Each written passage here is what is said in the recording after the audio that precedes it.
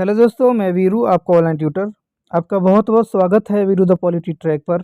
और हमेशा की तरह एक बेहतरीन टॉपिक लेकर आ चुका हूं। और आज का हमारा टॉपिक है क्लास 12th की पॉलिटिकल साइंस, चैप्टर 5। और इसका नाम है कांग्रेस एवं इसकी चुनौतियां। और इसमें इसका पहला पार्ट ऑलरेडी आ चुका है, जिसमें हमने प्रीवी पर्स के ऊपर क्वेश्चन करवा दिए हैं। ठीक है। और चौथा आम चुनाव जो हुआ था 1967 में, ये भी मैं करवा चुका हूँ अच्छी तरह से। ठीक है। और आज जो टॉपिक होगा हमारा, ठीक है, वो होगा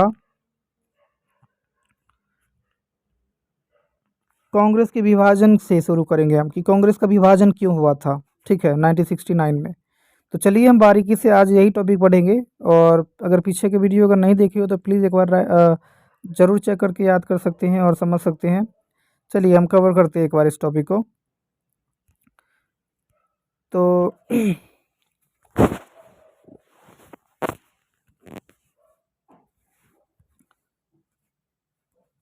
तो क्वेश्चन हमारा है कि 1969 में कांग्रेस का विभाजन क्यों हुआ। ठीक है। तो 1969 में जो विभाजन हुआ था, ठीक है, तो सबसे पहले हमें इस क्वेश्चन का हेडिंग बताना है। अब ये सिर्फ और सिर्फ बिल्कुल शॉर्टली मैंने क्वेश्चन बताया हूँ। हेडिंग कम से कम 3-4 लाइन का होना चाहिए। ठीक है, मैं यहाँ पे जानबूझ के कम बताया हूँ। तो आप एक बार ध्यान से सुन लीजिएगा मैं क्या कहना चाह रहा हूँ। जो चौथे आम चुनाव में जो मैंने बताया हूँ, ठीक है, वही बताना है। क्या बताना है? तो शुरू शुरू के 3 आम चुनाव में कांग्रेस पार्टी भारी बहुमत से जीतकर सरकार बनाई।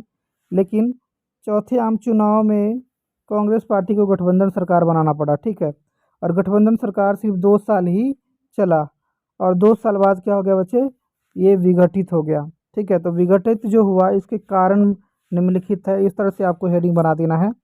और चलिए हम आगे बढ़ते हैं कि विघटन का पहला कारण क्या था। ठीक है। तो विघटन का जो पहला कारण था वो था प्री पर्स और बैंकों के राष्ट्रीयकरण पर मतभेद। ठीक है। इसको समझना है तो आपको एक चीज़ समझना चाहिए, और वो क्या है कि मान लेते हैं ये कांग्रेस पार्टी है। क्या है ये? कांग्रेस पार्टी है। और कांग्रेस पार्टी है तो अब हम कुछ और कर लेते हैं।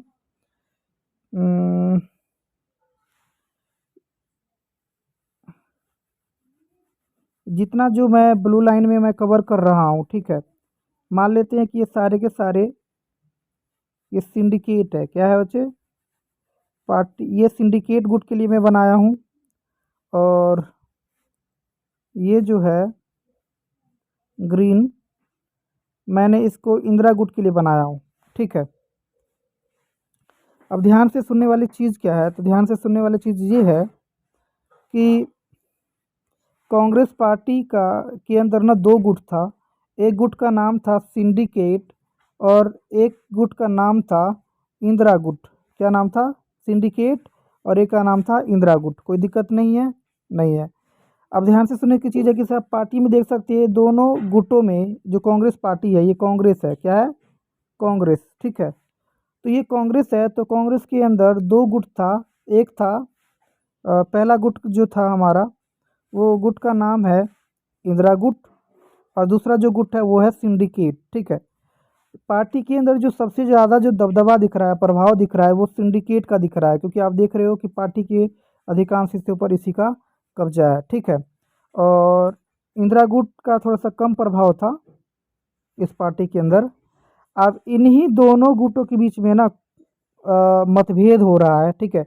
मतभेद किन किन विषयों पे हो रहा है ये जानने की ज़रूरत है। तो प्रीवी पर्स के ऊपर हो रहा है। ठीक है। और आगे आप पढ़ोगे कि इंदिरा गुट जो है ना, ये वाला जो गुट है, वो सिंडिकेट को महत्व नहीं दे रहा है। ठीक है। इंदिरा गांधी है जो कई सारे समाजवादी नीतियाँ लागू करना चाह रही है, जो ये लागू नहीं होने दे रहा है। ठीक है। और भी ऐसे ही कई सारे मुद्दों पर दोनों गुटों के बीच में क्या होगा? मतभेद होगा। तो आपको पहले पता होना चाहिए कि कांग्रेस पार्टी का विभाजन हुआ तो कांग्रेस के अंदर 2 गुट थे। एक सिंडिकेट गुट था, ठीक है, और दूसरा जो गुट था वो था इंदिरा गुट। ठीक है। और इन्हीं के बीच में बार बार मतभेद हो रहा है। तो चलिए हम बारीकी से समझते हैं। तो इंदिरा गांधी प्रीवी पर्स को समाप्त कर देना चाह रही थी, लेकिन मोरारजी देसाई इसका विरोध करते थे। क्यों विरोध करते थे? क्योंकि मोरारजी देसाई का कहना था कि हमने आज़ादी के समय में सभी रजवाड़ों को यह विश्वास दिलाए थे, आश्वासन दिए थे कि अगर वह भारतीय संघ में मिलते हैं तो उनको प्रीवी पर्स व्यवस्था के द्वारा कुछ सुविधाएं दिए जाएंगी, जो मैंने पहले ही प्रीवी पर्स व्यवस्था में समझा चुका हूँ, ठीक है। लेकिन प्रीवी पर्स व्यवस्था अगर अभी समाप्त कर देंगे हम, ठीक है, तो इससे क्या होगा कि उनके साथ विश्वासघात होगा, क्योंकि हमने उनको विश्वास दिलाए थे कि अगर भारत में मिलोगे तो हम आपको प्रीवी पर्स व्यवस्था के द्वारा सुविधाएं देंगे, और आज हम समाप्त कर रहे हैं तो विश्वासघात होगा ना। तो इसलिए प्रीवी पर्स व्यवस्था को समाप्त नहीं किया जाना चाहिए। इसका समर्थन करते थे मोरारजी देसाई। कोई दिक्कत नहीं है? हाँ, नहीं है। नहीं है तो चलिए आगे बढ़ते हैं। तो इंदिरा गुट और सिंडिकेट गुट में मतभेद बढ़ा, क्योंकि मोरारजी देसाई जो थे वो सिंडिकेट गुट से थे, ठीक है। चलिए आगे बढ़ते हैं। आप बी पॉइंट देख रहे होंगे, बी पॉइंट में है कि इंदिरा गांधी 14 बड़े अग्रणी बैंकों को राष्ट्रीयकरण कर देने पर बल दे रही थी। इस पर भी कांग्रेस के अंदर मतभेद हुआ करता था, ठीक है। तो ये सारे के सारे सिंडिकेट और इंदिरा गुट के बीच में ही मतभेद हो रहा है, ठीक है। चलिए नेक्स्ट टॉपिक पढ़ते हैं हम, इंदिरा गांधी द्वारा सिंडिकेट को महत्व न देना। अब एक बार ध्यान से सुनने वाले, पता है क्या चीज़ है, आप ध्यान से सुनिएगा।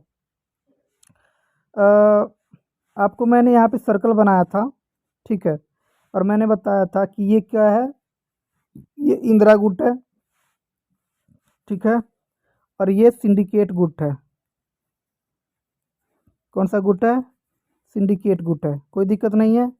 अब सिंडिकेट गुट ने इंदिरा गांधी को पीएम बनने के लिए समर्थन किया था, और सिंडिकेट को लगता था कि इंदिरा गांधी को राजनीति में ज़्यादा अनुभव नहीं है, तो इसलिए इंदिरा गांधी प्रशासनिक कार्यों में हर प्रकार से निर्भर रहेगी, पूरी तरह से निर्भर रहेगी सिंडिकेट के ऊपर।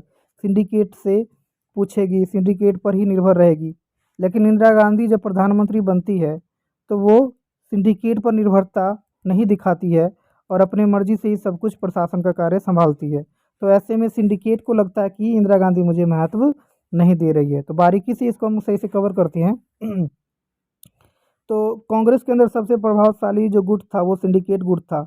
इसने इंदिरा गांधी को पीएम बनाने के लिए समर्थन दिया था। सिंडिकेट को लगता था कि इंदिरा गांधी को राजनीति में अनुभव नहीं है, यानी कि वह अनुभवहीन है, ठीक है, जिससे वह प्रशासनिक कार्यों में किसके ऊपर निर्भर रहेगी? सिंडिकेट के ऊपर निर्भर रहेगी, ठीक है।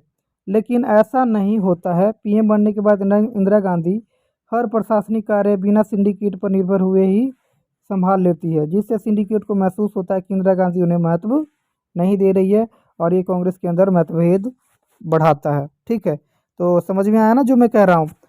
हम वही टॉपिक पढ़ेंगे जो सिंडिकेट गुट और इंदिरा गुट के बीच में मतभेद बढ़ा रहा है। तो पहला मतभेद का कारण था प्री पर्स को लेकर, दूसरा था गांधी द्वारा सिंडिकेट को महत्व न देना, और तीसरा पॉइंट हम थोड़ा सा समझने की कोशिश करते हैं। तो वामपंथ और दक्षिण पंथ में मतभेद। अब देखो बच्चे, कांग्रेस के अंदर दो गुट है, एक सिंडिकेट गुट है और दूसरा गुट है इंदिरा गुट। तो इंदिरा गुट है खुद को वामपंथ दिखाने की कोशिश कर रही थी। यानी वामपंथ कौन सा होता है, आप चैप्टर 3 सेकंड बुक में पढ़े होंगे, वामपंथी और दक्षिणपंथी, ठीक है। तो वामपंथी वे लोग होते हैं जो गरीबों का समर्थन करते हैं और उनके विकास के लिए ही बात करते हैं, ठीक है। और इंदिरा गांधी लोक कल्याणकारी कार्य, गरीबों के पक्ष में बहुत सारी नीतियाँ ला रही थी, तो ऐसे में खुद को क्या दिखाने की कोशिश कर रही थी कि हम वामपंथी है, यही दिखाने की कोशिश कर रही थी ना। और इससे क्या हुआ कि कांग्रेस के अंदर मतभेद बढ़ा, क्योंकि इंदिरा गांधी वामपंथी खुद को दिखाने की कोशिश कर रही थी, और यही है जो बाद में और विघटन का कारण बना। और नेक्स्ट है इंदिरा गांधी की अगर बात करें तो वो कई सारे समाजवादी नीतियाँ लागू करना चाह रही थी, और समाजवादी नीतियों को लागू करने में कहीं ना कहीं कांग्रेस के अंदर जो सिंडिकेट था वही मतभेद का इश्यू उठा रहा था, उन्हीं के बीच में मतभेद बढ़ा रहा था। तो ये सारे के सारे आपको समझ में आ गया होगा। अब सबसे जो जोरदार, सबसे तगड़ा जो सोवियत संघ का विघटन, सॉरी कांग्रेस का विघटन का कारण है, सबसे इम्पोर्टेंट वो है राष्ट्रपति के चुनाव को लेकर मतभेद, ठीक है। ये बहुत तगड़ा पॉइंट है और इसको आपको पता रखना ही चाहिए, ठीक है। चलिए आपको मैंने अभी भी समझा ही रखा हूँ कि सिंडिकेट गुट कौन सा है, इंदिरा गुट कौन सा है, ठीक है। अब हम थोड़ा सा सही से समझ लेते हैं, ठीक है।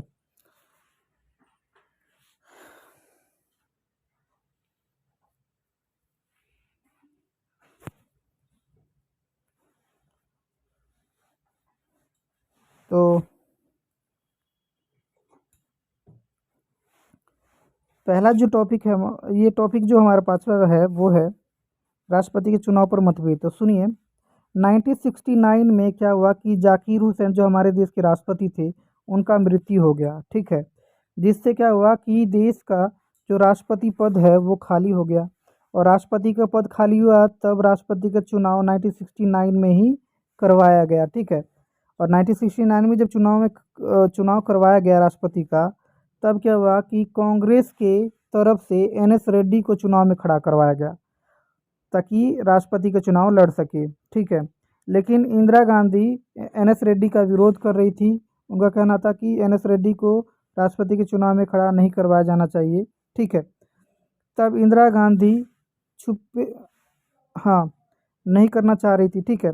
लेकिन फिर भी एनएस रेड्डी को ही चुनाव में खड़ा किया गया था, ठीक है, उनके ना कहने के बाद भी। तब क्या होता है कि वीवी गिरी को वो स्वतंत्र रूप से उम्मीदवार के रूप में खड़ा होने के लिए कहते हैं, राष्ट्रपति के चुनाव के लिए लड़ने के लिए कहते हैं, ठीक है। जो वीवी गिरी होता है ना वो कांग्रेस पार्टी का नहीं होता, एक चीज़ याद रखिएगा, ठीक है। और एनएस रेड्डी कांग्रेस पार्टी का ही होता है। तो जो सिंडिकेट गुट था वो तो कांग्रेस की तरफ से एनएस रेड्डी को खड़ा कर दिया, ठीक है। एनएस रेड्डी को खड़ा कर दिया, और इंदिरा गांधी एनएस रेड्डी का विरोध कर रहे थे कि भाई इनको नहीं खड़ा करना चाहिए। तो उन्होंने छुपे तौर पे किसको खड़ा करने के लिए प्रोत्साहित किया, तो वीवी गिरी को। वीवी गिरी उस समय उपराष्ट्रपति थे, ठीक है। 1967 में जाकिर हुसैन और वीवी गिरी दोनों ही राष्ट्रपति पद संभालते हैं। जाकिर हुसैन राष्ट्रपति पद पे जाते हैं और वीवी गिरी उपराष्ट्रपति के पद संभालते हैं 1967 में, ठीक है। लेकिन 2 साल बाद ही जाकिर हुसैन की मृत्यु हो जाता है, ठीक है। और वहीं पे वीवी गिरी उपराष्ट्रपति का पद पर बैठे रहते हैं, ठीक है। अब क्या होता है कि वीवी गिरी को प्रोत्साहित किया जाता है इंदिरा गांधी के द्वारा कि आप राष्ट्रपति के चुनाव लड़ो, ठीक है। और ये उपराष्ट्रपति के पद पर रहकर भी राष्ट्रपति का चुनाव नहीं लड़ सकती है। तो ऐसे में सबसे पहले वीवी गिरी ने क्या किया, अपना पद से इस्तीफा दिया, ठीक है। और पद से इस्तीफा देने के बाद इंदिरा गांधी के कहे अनुसार वो राष्ट्रपति का चुनाव लड़ते हैं वीवी गिरी, ठीक है।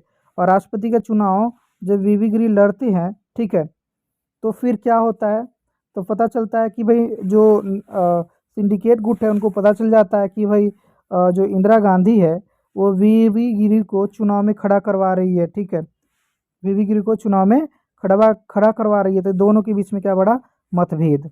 अब निजलिंगप्पा की बात आता है। निजलिंगप्पा ना उस समय कांग्रेस पार्टी के अध्यक्ष थे पूरे पार्टी का, लेकिन वो सिंडिकेट गुट से थे। तो निजलिंगप्पा नहीं चाहते थे कि वीवी गिरी जीते, क्योंकि वो हम कांग्रेस पार्टी से था ही नहीं।